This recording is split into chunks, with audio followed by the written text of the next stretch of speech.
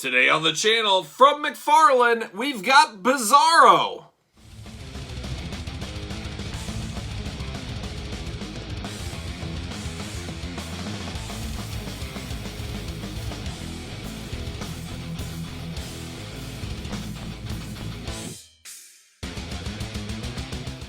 Welcome everyone, Kyle here, and welcome back to the channel as we unbox a little Mcfarlane DC figures today, which we've done a few of these on the channel. My intentions on this line have been known for a long time. We talk about it a lot in weekly purchases videos, figure hunting videos, stuff like that. These are everywhere in my area, the Mcfarlane DC. They're just not a hot seller here in my local area. I know I hear other places that they sell really well, not so much in my area, and I've got issues with this DC line. It's too Batman heavy, but every once in a while we get a figure that catches my eye, and one of my old school favorites from way back in the day is Bizarro, and I said, you know what, I gotta pick this up. I saw it, I gotta see it. I have Superman out there. I'm gonna pair him next to my Superman in my little DC, my very small DC collection. So that's what I gotta do. But remember, for all your Mcfarlane needs, make sure you hit up Big Bad Toy Store. Link in the description below. So all right, let's take a look at the packaging on this Bizarro. We know the Mcfarlane packaging very well by now. It hasn't really changed much outside of some 2-packs we've had and a couple of vehicle packs, but very familiar blue background, black borders kind of crossing around, a little white piping, DC Multiverse, Bizarro, Mcfarlane logo up there, age requirements, don't forget those. On the side, you got Bizarro, DC Rebirth. You got DC Multiverse, little window letting some light in there. Nothing fun on the bottom except some warnings, little top light, and then of course the back. A lot of issues with me in the back, no stranger to issues here. I wish they would promote figures, what the figures actually look like, instead of comic book pictures of them. I've never understood that. Are you promoting the comic or are you promoting the figures? Let me know. I'm not sure exactly what. And then you got Bizarro, which I don't mind this. Shrink it down a little, put a nice action shot, kind of posed feature of Bizarro, the figure there, and then give us a little blurb. This Bizarro, you know, is when he fought Superman on wherever. It does say, source, Superman number 42, comics 2017. So is that enough? I don't know. But then we do know there's some more discussion on the trading card, so we'll get into that next. But let's open it up. Let's see what's going on with Bizarro here. Pull him out. See you later. Regular packaging. I do love this background packaging. Blue is my favorite color. I think this really pops off the shelf. Just seeing that blue back there with the light hitting it, I really do like this. I like the kind of the comic book artwork embedded in there. I do love the stand. We talk about that as well. I love stands with figures. I think that is great. That's an extra savings, an extra bonus. To you, the customer, to me, the customer. So I'm all, look at that. That's the worst when that happens. I'm not sure about the trading cards. Trading cards is a neat idea. Everybody loves a good trading card these days, especially. But it's locked in this little plastic area. So I get it, that protects it, but when you get it out, I can see a lot of people bending the card. So you got to be pretty careful, and then it just does not come off clean.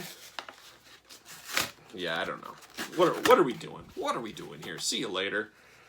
I don't know if I can get this out without destroying the card. Come on, what are we doing? Both of these did not come off clean. Is there anything more infuriating, especially when you're a little kid out there trying to get this stuff open? You're just like, are you kidding me? Is this what I gotta do? Let's see if I can get this out. Oh, come on. Jeez, this is just a mess. Just a mess. It is what it is. See you later. See you later. So there's the old DC logo. Very cool. Now, can I get this card out without ruining the card? Doubtful. Very doubtful. Got it. It's like a science. I'm like a fine surgeon here.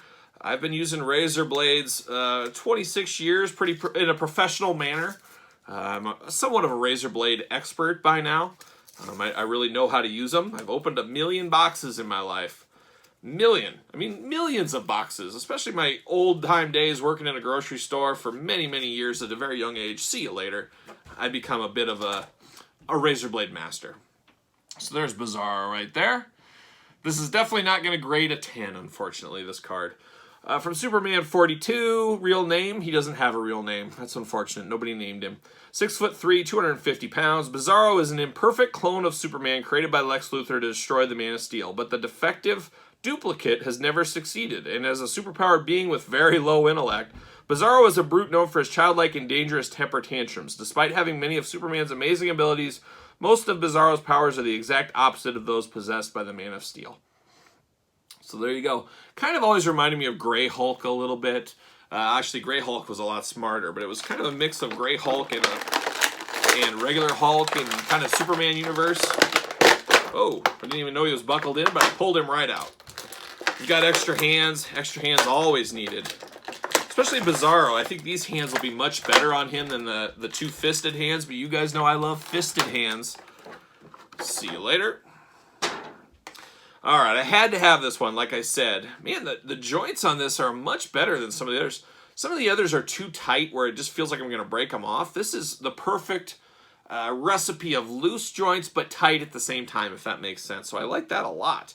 Double jointed knees, double jointed elbows, got the head articulation, got the diaphragm, got the legs up and down. Not a lot to hate here. You also got, of course, that toe articulation. That's a much-needed articulation that the people demand these days. You know what? I like this one. I've always liked Bizarro. Something just interesting. I always thought he was cool as a little kid. I'm glad I have this one now. I wish he would have came with a flight stand like that Superman figure we unboxed. I do have that Superman here. Let's see here. Does he fit on the stand? He better. And he does. I tell you what, I like this a whole lot. No paint problems. That's one thing about Mcfarlane. You rarely ever see paint problems, or at least I have not. So I give him credit there. Look at the cape. Even has the tears in the cape back there. Got the backward S logo. This is a solid one. I'm not all in on this line, as you guys are well aware of at this point, but I will continue to pick and choose, especially if they go down the line of giving me the old school Super Friends Justice League figures. Give me an old school Flash. Give me an old school Hawkman. Old school Hal Jordan Green Lantern. Man, you're printing money. You're printing my money at that point. I would love to see that. Well, here's the Superman I got. This is going to do me for now. Everybody needs at least one Superman in their collection, and that's mine. I will put Bizarro and Superman together in my display somehow. Very cool.